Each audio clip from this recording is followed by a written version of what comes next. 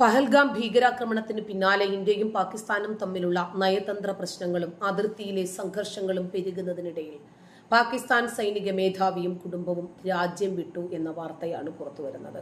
ആക്രമണത്തിൽ ഇതുവരെ പ്രതികരിക്കാൻ പോലും അദ്ദേഹം തയ്യാറായിട്ടില്ല. സൈനിക മേധാവി ജനറൽ അസീം മുനീറും കുടുംബവും inter service public relations lieutenant general Asim Malik, അതുപോലെ chairman of joint chief committee general Zaheer Shamshad Mirza ഇവരൊക്കെ സ്വകാര്യ വിമാനത്തിലാണ് രാജ്യം വിട്ടത് എന്നാണ് വിയോൺ ന്യൂസ് റിപ്പോർട്ട് ചെയ്യുന്നത്. ഇവർ ബ്രിട്ടനിലും അമേരിക്കയിലെ ന്യൂജേഴ്സിയിലും ഒക്കെ എത്തിയെന്നും റിപ്പോർട്ടുകളുണ്ട്. 29 പേരെ കൊലപ്പെടുത്തിയ പഹൽഗാം ഭീകരാക്രമണത്തിന് ശേഷം പാക് സൈനിക മേധാവിയുടെ പ്രതികരണം പുറത്തു വന്നിട്ടില്ല. ഇന്ത്യയെ അപേക്ഷിച്ച് സൈന്യത്തിന് ഭരണത്തിൽ നിർണായകമായ സ്ഥാനമുണ്ട്. അവിടെ പരസ്യമായി രംഗത്ത് വരാനും ഇവർ മടിക്കില്ല. നിരവധി സന്ദർഭങ്ങളിൽ സൈനിക ഭരണത്തിലേക്ക് പോയ പാകിസ്ഥാനിൽ അടുത്തിടെ അസീം മുനീർ തന്നെ ഇന്ത്യക്കെതിരെ പ്രസംഗത്തിൽ രംഗത്ത് വന്നിരുന്നു. ആക്രമണത്തിന് പിന്നാലെ പാകിസ്ഥാൻ ആസ്ഥാനമായി പ്രവർത്തിക്കുന്ന ലഷ്കർ-ഇ തൊയ്ബയുടെ മറ്റൊരു സംഘടനയായ ദി റെസിസ്റ്റന്റ് ഫ്രണ്ട് ഉത്തരവാദിത്വം ഏറ്റെടുത്തെങ്കിലും പിന്നീട് നിലപാട് മാറ്റി പറഞ്ഞു. സംഘടനയുടെ പേരിൽ മറ്റാരുമാണ് ആക്രമണം നടത്തിയത് എന്നും ഹാക്കിംഗ് നടന്നെന്നും അവർ പിന്നീട് മായ്ക്കാൻ ശ്രമിച്ചു. ഞങ്ങളുടെ ഡിജിറ്റൽ പ്ലാറ്റ്ഫോം ഹാക്ക് ചെയ്തെന്നും അതിലൂടെയാണ് തെറ്റായ സന്ദേശം നൽകിയതെന്നുമാണ് അവർ വാദിക്കുന്നത്. എന്നാൽ റെസിസ്റ്റന്റ് ഫ്രണ്ടിന്റെ പേര് പുറത്തു വന്നതിന് പിന്നാലെ പാകിസ്ഥാന് പങ്കുണ്ട് എന്ന് വ്യക്തമാക്കുന്നു എന്ന് അതിന്റെ അപകടം മനസ്സിലാക്കിയതുകൊണ്ടാണ് ഇവർ പിൻവലിഞ്ഞത് എന്നും റിപ്പോർട്ടിൽ ചൂണ്ടിക്കാണിക്കുന്നുണ്ട്. ജനറൽ മുനീറിന്റെ സാന്നിധ്യം ഇത്ര ദിവസമായിട്ടും കാണാതിരുന്നത് സോഷ്യൽ മീഡിയയിലും ചർച്ചയായിട്ടുണ്ട്. ഇവർ പല സിദ്ധാന്തങ്ങളും മുന്നോട്ട് വയ്ക്കുന്നു. ഏതാനും ദിവസങ്ങൾക്കുള്ളിൽ ഇവരുടെ അസാന്നിധ്യത്തിന് അതിന്റെ കാരണം വ്യക്തമാകുമെന്നാണ് കരുതുന്നത്. ആക്രമണത്തിന് ശേഷം ഇന്ത്യക്കെതിരെ പാകിസ്ഥാനിൽ പ്രതിരോധ മന്ത്രി ഖ്വാജ ആസിഫ് ശക്തമായി രംഗത്ത് വന്നു. ലഷ്കർ-ഇ തൊയ്ബ ഞങ്ങളുടെ മണ്ണിൽ ഇപ്പോഴില്ലെന്നും അവരെ ഉന്മൂലനം ചെയ്തെന്നും പിന്നെ എങ്ങനെയാണ് അനുബന്ധ സംഘടനയായ റെസിസ്റ്റന്റ് ഫ്രണ്ട് ആക്രമിക്കുന്നത് എന്നും അദ്ദേഹം ചോദിച്ചൊന്ന് വെളുപ്പിക്കാൻ ശ്രമിച്ചു. അതേസമയം പാകിസ്ഥാൻ മുൻ പ്രധാനമന്ത്രി ഇന്ത്യക്കെതിരായിട്ടുള്ള നിലവിലെ പ്രധാനമന്ത്രിയുടെ ആക്രമണോത്സുക നിലപാട് നല്ലതിനല്ല എന്ന് അറിയിപ്പും നൽകി.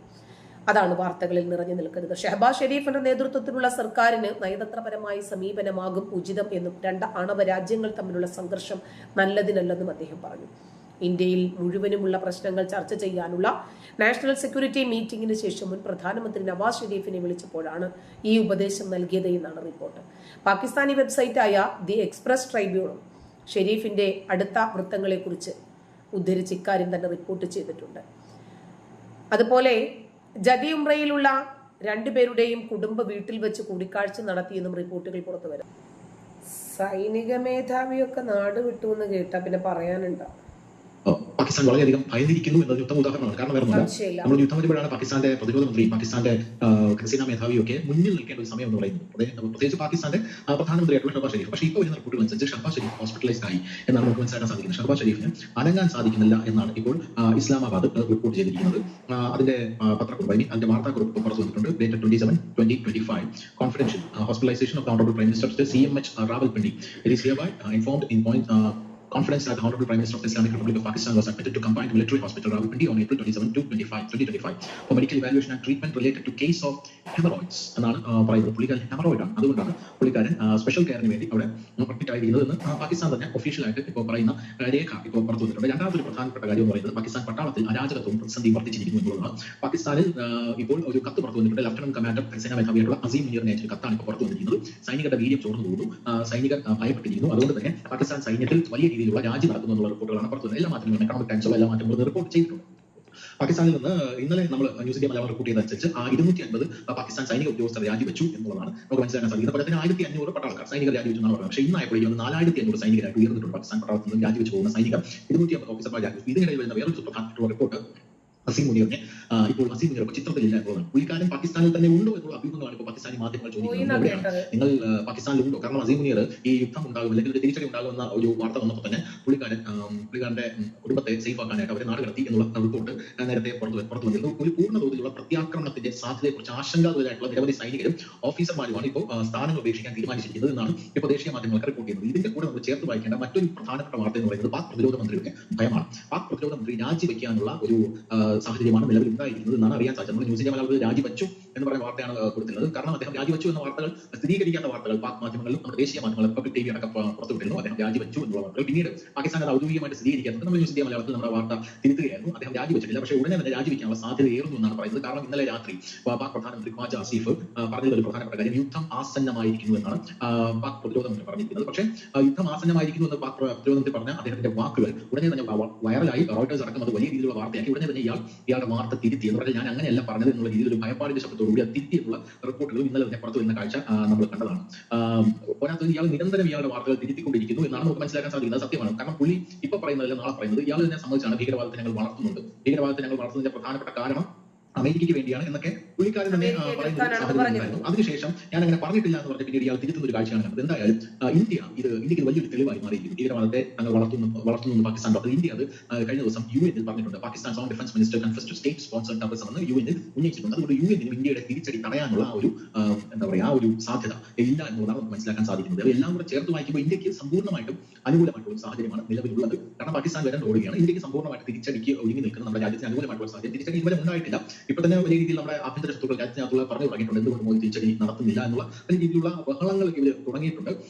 പക്ഷേ കഴിഞ്ഞ ദിവസം നരേന്ദ്രമോദി പറഞ്ഞത് തിരിച്ചടിക്കും, ശക്തമായി തന്നെ തിരിച്ചടിക്കും, മാരകമായി തന്നെ തിരിച്ചടിക്കും, പാകിസ്ഥാൻ ഇതുവരെ മറക്കാത്ത രീതിയിലുള്ള തിരിച്ചടി കൊടുക്കുമെന്നുള്ളതാണ്. ഇപ്പോൾ പട്ടാളക്കാർ വിരമിക്കുന്നു, അസീം മുനീറിനെ കാണാനില്ല, പാക് പ്രതിരോധമന്ത്രി രാജിവെക്കാനായിട്ട് ഓടുന്നു, ഷോബ ഷെരീഫ് ഹോസ്പിറ്റലൈസ്ഡ് ആയി. ഇത്രയും കാര്യങ്ങൾ നമ്മൾ ചേർത്ത് വായിക്കുമ്പോൾ സർജിക്കൽ സ്ട്രൈക്ക് അല്ല, പാകിസ്ഥാനിലെ പട്ടാളത്തിനെതിരെയാണ്, അവരുടെ സൈനിക ബേസുകളിലേക്കാണ്. അതായത് ഇസ്രായേലി ഇറാന്റെ സൈനിക ബേസുകൾ തകർത്തത് പോലെ ആ സൈനിക ബേസുകളിലേക്കാണ് തിരിച്ചടി ഉണ്ടാകാൻ പോകുന്നത് എന്നാണ് നമ്മൾ വിചാരിക്കുന്നത്. അതായത് ഇന്ത്യ അടിക്കുമ്പോൾ എല്ലാ ഭാഗവും ശരിക്കും പഠിച്ചു മനസ്സിലാക്കി. അതുകൊണ്ട് ആദ്യം തന്നെ നരേന്ദ്രമോദി പറഞ്ഞത് തിരിച്ചടി അപൂർവങ്ങളിൽ അപൂർവമായിരിക്കും. ഇതുവരെ കണ്ടിട്ടില്ലാത്ത കേട്ടിട്ടില്ലാത്ത രൂപത്തിലൊരു തിരിച്ചടിയായിരിക്കും ഉണ്ടാവുക. ഇന്ത്യയിലെ 140 കോടി ജനങ്ങളെയും സന്തോഷിപ്പിക്കുന്ന ആ ഭീകരവാദികൾ 29 പേരുടെ ജീവൻ എടുത്തിട്ടുണ്ടെങ്കിൽ ഒന്നൊന്നായി എണ്ണി അവരോട് തിരിച്ച് പ്രതികാരം ചോദിച്ചിരിക്കുമെന്നല്ലേ പറഞ്ഞത്. ഈ പഹൽഗാം ഭീകരാക്രമണവുമായി ബന്ധപ്പെട്ട് എല്ലാ രാജ്യത്തിനകത്തുള്ള എല്ലാ രാഷ്ട്രീയ പാർട്ടികളും പ്രതിപക്ഷവും എന്നൊന്നും നോക്കാതെ ഒരുമിച്ച് നിന്ന് പൊതുശത്രുവിനെ നേരിടേണ്ടുന്ന സാഹചര്യത്തിൽ വിഭിന്ന അഭിപ്രായം പറഞ്ഞ് തങ്ങൾക്കുള്ള എതിരഭിപ്രായങ്ങൾ രേഖപ്പെടുത്താനും ശത്രുവിനെതിരെ ഉറഞ്ഞു തുള്ളാനുമുള്ള സമയമല്ല ഇത്. ഈ രാജ്യത്തെ എതിരിടാൻ വേണ്ടി ഒരു പൊതുശത്രു വരുമ്പോൾ ആ പൊതുശത്രുവിനെ എതിരിടാനാണ് ശ്രമിക്കേണ്ടത്. പക്ഷേ പ്രതിപക്ഷം ആ നിലപാടല്ല സ്വീകരിച്ചത്. കേരളത്തിലുമുണ്ട് വിവാദങ്ങളേറെ. പ്രതിപക്ഷ നേതാവ് സ്വീകരിച്ച നിലപാടിൽ കോൺഗ്രസ് നേതാക്കൾക്കിടയിൽ തന്നെ ഭിന്നാഭിപ്രായമാണ്. തെരഞ്ഞെടുപ്പ് വരാനിരിക്കെ ഭൂരിപക്ഷ സമുദായങ്ങൾക്കിടയിൽ പ്രസ്താവന അവമതിപ്പുണ്ടാക്കി എന്നാണ് നേതാക്കളുടെ അഭിപ്രായം. പ്രതിപക്ഷ നേതാവ് വി ഡി സതീശന്റെ പ്രസ്താവനയ്ക്കെതിരെ വലിയ പ്രതിഷേധം ഹൈന്ദവ സംഘടനകളും രേഖപ്പെടുത്തിയത്. അഖിൽ പാലോട്ട് മഠമാണ് വിവരങ്ങളുമായി ചെയ്യുന്നത്. അഖിൽ, ഈ പ്രതിപക്ഷ നേതാവിന്റെ ആദ്യ ദിവസത്തെ ഒരു പ്രതികരണം വന്നപ്പോൾ തന്നെ കോൺഗ്രസിന് അവരുടെ തനിനിറം കാണിക്കാനും മുസ്ലിങ്ങളോടുള്ള സ്നേഹവും പ്രീണനവും കാണിക്കാനും പറ്റിയ ഒരു സാഹചര്യമാണിത്. വലിയ തോതിലുള്ള വിവാദം ആ പ്രസ്താവനയുമായി ബന്ധപ്പെട്ട് ഉണ്ടായിരുന്നു. പക്ഷെ ആദ്യ ദിവസങ്ങളിൽ ഇതിനോട് മൗനം പാലിച്ച കോൺഗ്രസ് നേതാക്കളാകട്ടെ പിന്നീട് കൃത്യമായി ഭിന്നാഭിപ്രായം രേഖപ്പെടുത്തുന്ന ഒരു സാഹചര്യമാണ് നമ്മൾ കണ്ടിരുന്നത്. അപ്പോൾ എന്തൊക്കെയാണ് ഇതുമായി ബന്ധപ്പെട്ട് പുതിയ വിവരങ്ങൾ? വീണ, പഹൽഗാം ആക്രമണം നടന്ന മണിക്കൂറുകൾ കഴിയുമ്പോഴാണ് കേരളത്തിന്റെ പ്രതിപക്ഷ നേതാവും കോൺഗ്രസിന്റെ സമുന്നത നേതാവ് കൂടിയായ വി ഡി സതീശൻ അക്രമത്തെ ന്യായീകരിക്കുകയും അക്രമം നടത്തിയത് ഹിന്ദുക്കളെ മതം പറഞ്ഞ് ചോദിച്ച് കൊലപ്പെടുത്തിയ മുസ്ലിം ഭീകരവാദത്തെ തള്ളിപ്പറയാൻ പോലും തയ്യാറാകാത്ത തരത്തിലുള്ള ഒരു പരാമർശം വി ഡി സതീശന്റെ ഭാഗത്തു നിന്നുണ്ടാവുന്നത് ആ നിമിഷം മുതൽ തന്നെ ഹൈന്ദവ സംഘടനകൾ വലിയ പ്രതിഷേധവുമായി രംഗത്തെത്തുന്ന ഒരു സാഹചര്യം ഐക്യവേന്ദ്ര സംസ്ഥാന മുഖ്യ രക്ഷാധികാരിയായിട്ടുള്ള കെ പി ശശി ടീച്ചർ അടക്കം ഇതിനെതിരെ പ്രതിഷേധിച്ച് രംഗത്ത് വരുന്ന ഒരു സാഹചര്യം ഉണ്ടായിരുന്നു. പിന്നാലെയാണ് കോൺഗ്രസ് നേതാക്കളിൽ ചിലരൊക്കെ തന്നെ ഇത് ഔചിത്യപൂർണ്ണമായിട്ടുള്ള ഒരു പ്രസ്താവനയല്ല വി ഡി സതീശൻ നടത്തിയിരുന്ന ഒരു പ്രതികരണവുമായി രംഗത്തേക്ക് എത്തുന്നത്. അതിൽ ആദ്യം പ്രതികരണം നടത്തിയത് മുതിർന്ന നേതാവായിട്ടുള്ള കെ മുരളീധരനാണ്. കെ മുരളീധരൻ പറഞ്ഞത് കോൺഗ്രസ് ഏതെങ്കിലും ഒരു അക്രമങ്ങളോ കലാപങ്ങളോ നടക്കുന്ന സമയത്ത് അതിന്റെ മതമോ രാഷ്ട്രീയമോ നോക്കുന്ന ഒരു പാർട്ടിയല്ല കോൺഗ്രസ്, അങ്ങനെ നോക്കുന്നതും ശരിയല്ല എന്നൊരു നിലപാടായിരുന്നു കെ മുരളീധരൻ സ്വീകരിച്ചത്. എന്നാൽ അതിന് കുറച്ചുകൂടി കടന്നുകൊണ്ടാണ് ഇപ്പോൾ കേന്ദ്ര കമ്മിറ്റിയിലുള്ള അല്ലെങ്കിൽ ആ പ്രവർത്തന സമിതി അംഗം കൂടിയായ ശശി തരൂർ ഇപ്പോൾ ഒരു പ്രതികരണം നടത്തിയിരിക്കുന്നത്. ശശി തരൂരിന്റെ പ്രതികരണം ഇങ്ങനെയാണ്: രാജ്യത്തിന് നേരെ ഏതെങ്കിലും ഒരു അതിക്രമം നടക്കുമ്പോൾ അതിൽ രാഷ്ട്രീയമോ മതമോ പറയുന്നത് ശരിയല്ല, രാജ്യത്തിനോടൊപ്പം നിൽക്കുക എന്നുള്ളതാണ് ഒരു രാജ്യത്തെ ഒരു പൗരൻ എന്ന നിലയ്ക്ക് ചെയ്യേണ്ടത്. ഞാൻ ആ തരത്തിലാണ് കാര്യങ്ങളെ നോക്കിക്കാണുന്നത് എന്ന് കൂടി പറഞ്ഞു വെക്കുകയാണ്. അങ്ങനെ പൂർണ്ണമായും പ്രതിപക്ഷ നേതാവിന്റെ നിലപാടിനെ കോൺഗ്രസിലെ മുതിർന്ന നേതാക്കളെല്ലാം തന്നെ തള്ളിക്കളയുന്നത്. ഒരിക്കലും വി ഡി സതീശൻ പറയാൻ പാടില്ലാത്ത ഒരു പ്രതികരണമല്ലേ ആ പറഞ്ഞത്. ഇതിനകത്തേക്ക് ആദ്യം തന്നെ ജാതിയും മതവും സംഘടനയും ഭീകരതയും എതിരഭിപ്രായങ്ങളും ഒക്കെ കൊണ്ടുവന്നത് ആരാ? ഇവര് തന്നെയാണ്.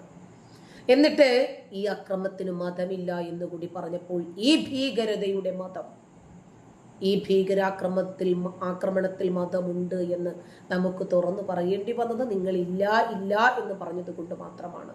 നന്ദി.